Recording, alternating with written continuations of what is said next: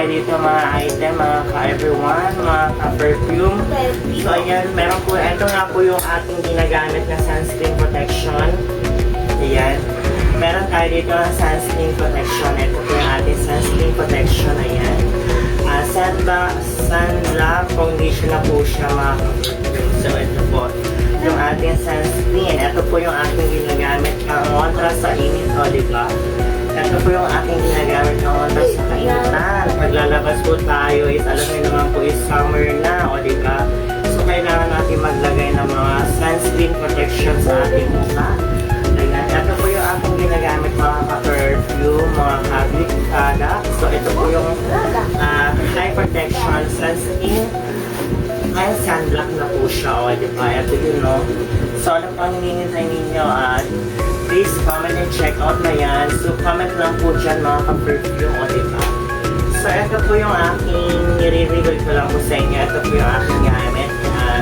Ito pong sunscreen protection. Hindi po siya yung namumuo sa mukha or hindi po siya nagbubuo or kapag pinagpawis lang guys makikita mo is namumuo. Hindi po siya. Ganyan po siya, o diba?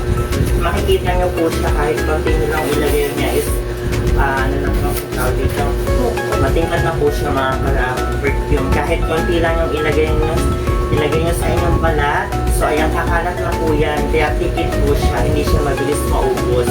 So makikita nyo naman po medyo nag-light siya, diba? Ito pong ating sunscreen is for whitening na rin po siya. For whitening po siya at hindi po siya nakakahagar o hindi po siya namumuo sa ating balat sa mukha. So ito po yung aking ginagamit. Ito po yung ating sunscreen. For all-in-one na po siya. Parang foundation na rin po siya mga ka-perfume. Ayan po yung aking ginagamit na sunscreen. O diba? Doon po sa mga nagtatanong bakit ako tilo ng mukha ko, ano daw ginamit yung sunscreen kontra sa kainitan, or doon sa nagtatanong nasa lugawan daw ako, sinasabi nila is nainit doon, baka daw manitin ka or ganito ganyan.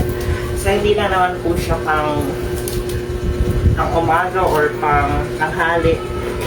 Everyday naman siya pwede siyang gamitin sa perfume, o diba?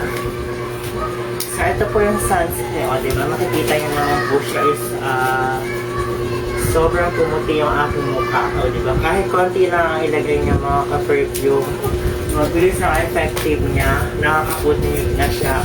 All-in-one na po siya mga ka-perfume. O yan, ano pang hinihintay ninyo mga ka-perfume? Check out and comment na po. Check out and comment na po sa ating live.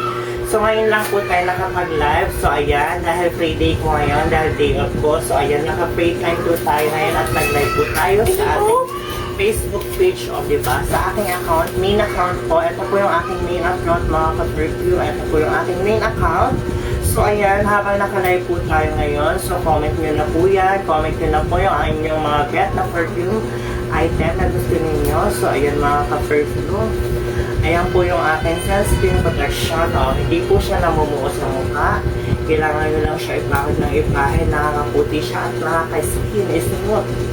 At nakakaputi rin siya mga ka-perfume, o diba? So ayan po yung aking gamit. So ayan, good morning po and shoutout po sa inyo lahat. So ayan. O diba? Pag pinagpawisan ka po, hindi po siya namumuo. Kapag maglalagay ka lang po ng sunscreen, dapat po ang mukha na po siya. So, diba? Ayan o. Kita nyo naman ang resulta, maputi ang mukha ko. So, ayan na ang aking gamit, sunscreen protection.